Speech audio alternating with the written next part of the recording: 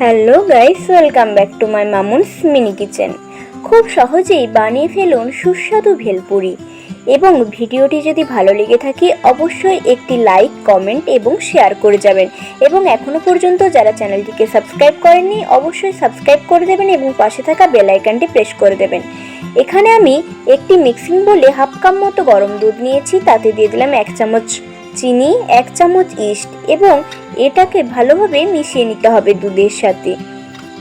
এবার এটি আমি একটু ঢেকে দেব এবং এটি 5 মিনিটের জন্য রেস্টে রেখে দেব। ঠিক 5 মিনিট পর আমি এর ঢাকনা সরিয়ে দিয়েছি।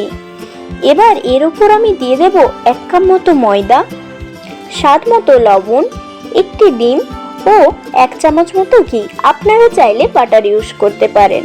এবার সমস্ত কিছুকে ভালোভাবে মেখে নিতে হবে।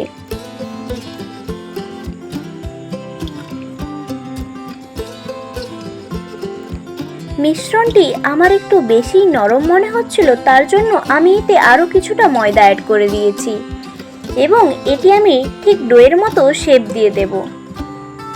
এবার এটি আমি একটি ঢাকার সাহায্যে ঢেকে দিলাম এবং 40 মিনিটের জন্য রেস্টে রেখে দিলাম। ঠিক 40 মিনিট পর আমরা দেখতেই পাচ্ছি মিশ্রণটি ঠিক কতটি সফট হয়েছে।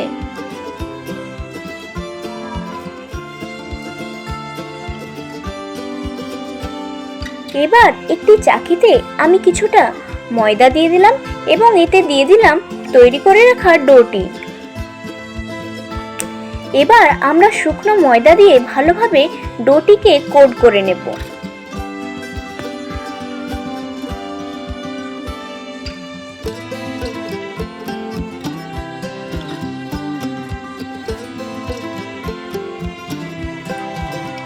ডোটি আমার খুব ভালোভাবে কোট করা হয়ে গেছে।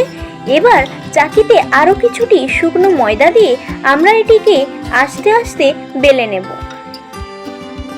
বেশি প্রেসার দিয়ে বেলার দরকার নেই, কারণ বেশি প্রেসার দিলে ইস্ট থাকার জন্য ময়দাটি চাকিতে লেগে যেতে পারে। তার জন্য খুব হালকাভাবে এটিকে বেলে নেবেন।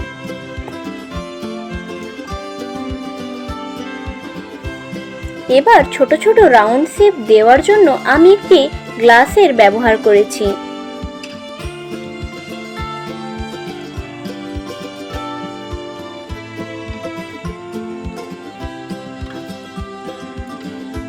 এবার এই ছোট ছোট রুটিগুলোর মাঝ থেকে ময়দা সরানোর জন্য আমি বোতলের ক্যাপ ইউজ করেছি। আপনারাও চাইলে এরকমই গোল কিছু ইউজ করতে পারেন।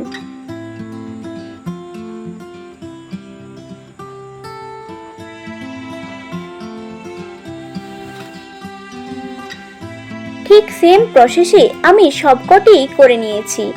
এবার কড়াইতে তেল গরম হলে আমি ভেলপুরিগুলি তার মধ্যে দিয়ে দেব।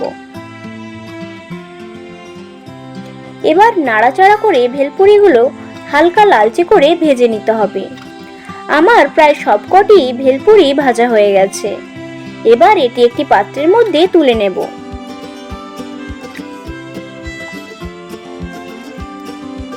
এবার পরিবেশনের জন্য দিয়ে দিলাম কিছুটা টমেটো কেচাপ।